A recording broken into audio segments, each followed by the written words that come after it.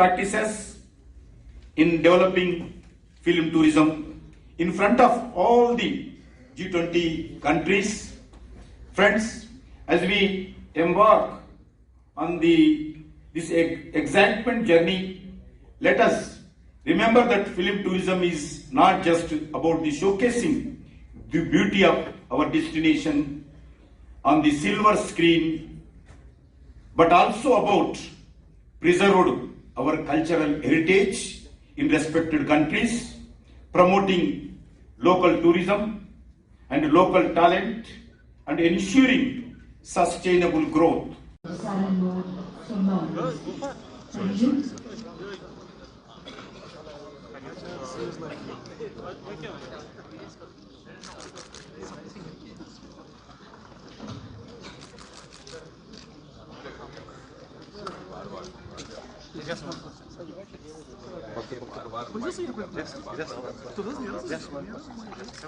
Sir भैया क्या camera कहाँ है? बहुत पीछे करो दादा। I think it's for you to go around and see. Sir, हो गया banner हो गया हो गया बंद करो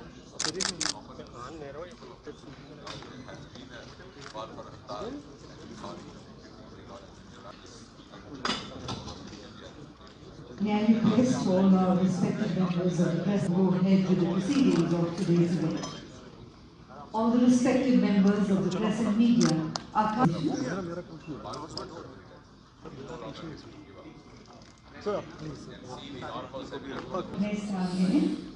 अब हम कुछ ही समय में आज के कार्यक्रम की शुरुआत करेंगे.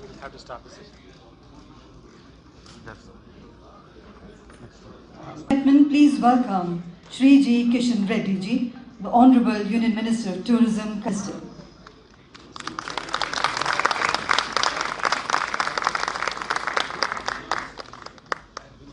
We would request all the media people. Sir आज के बाद कश्मीर को कहाँ देखते हैं आप?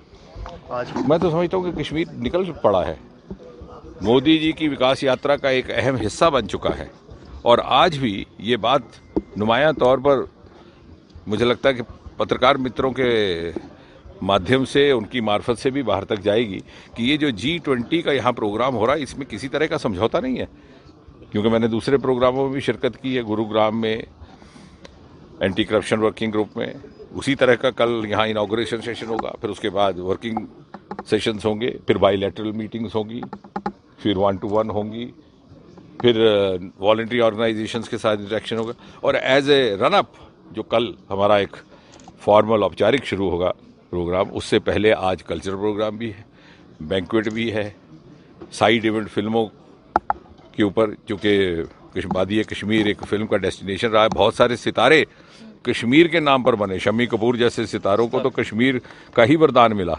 Sir on art on family on future जो मैसेज है उस मैसेज से आप और कोई मैसेज देना चाहते हैं सारे जहान आप सारे मुल्क को? मेरे ख्याल से आप चूँकि हम सब एक ग्लोबल वर्ल्ड का हिस्सा बन चुके हैं, हिंदुस्तान भी, और इस ग्लोबल वर्ल्ड में हमें हमारे चैलेंजेस भी ग्लोबल, हमारे बेंचमार्क भी ग्लोबल, हमारी तरक्की ग्रोथ भी ग्लोबल, और दुनिया अब मोदी जी की क़यादत को तस्लीम करने लगी है। The world is ready to be led by India under prime minister Modi. Thank you sir. जो मुल्क यहाँ नहीं आए आज उनके लिए क्या संदेश होगा? देखिए, उसमें आप बहुत ज़्यादा मुझे लग रहा है कि अपना वक्त ज़ाया करने की ज़रूरत नहीं है। अगर आपका इशारा पाकिस्तान की तरफ है तो पाकिस्तान सन 1947 से लेकर के अभी तक कभी इस बात को समझौता नहीं कर पाया कि जम्मू कश्मीर हिंदुस्तान का हिस्सा है।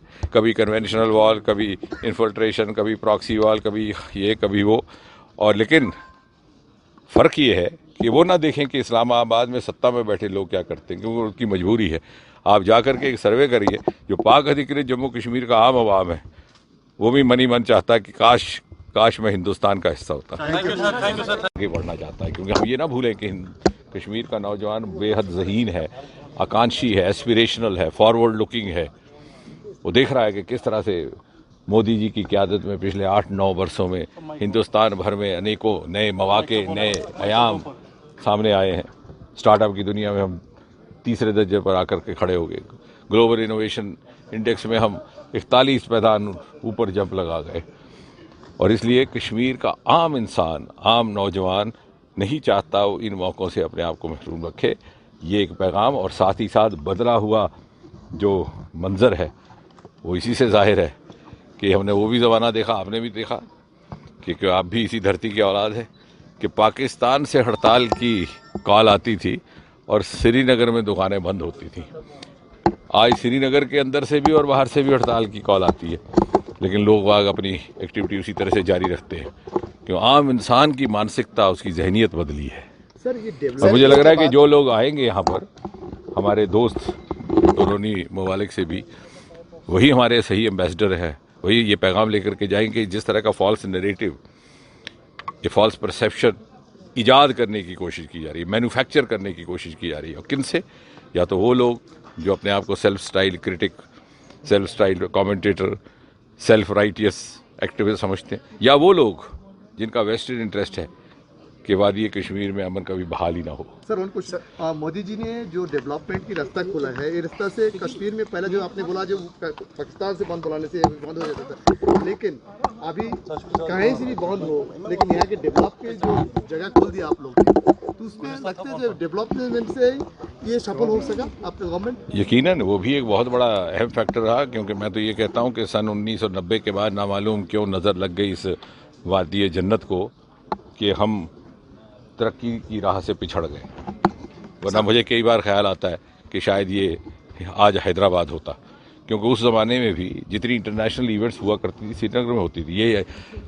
ये परिसर, ये वेन्यू जहाँ आप खड़े हैं, SKICC, ये इसी कल्पना, इसी तसव्वुर के साथ बनाया गया था कि यहाँ इंटरनेशनल कॉन्फ्रेंसेस हुआ करेंगे। और ज़माने में मुझे याद है कि एक इंटरनेशनल कॉन्फ्रेंस मेडिकल की चल रही थी जब यकदम यहाँ कर्फ्यू लग गए, और इसलिए अब जब 2 पीढ़ियाँ परवान चढ़ गई इस आतंक की भेंट, तो आने वाली पीढ़ी को इस बात का एहसास है कि हम अपना वक्त, अपनी ऊर्जा,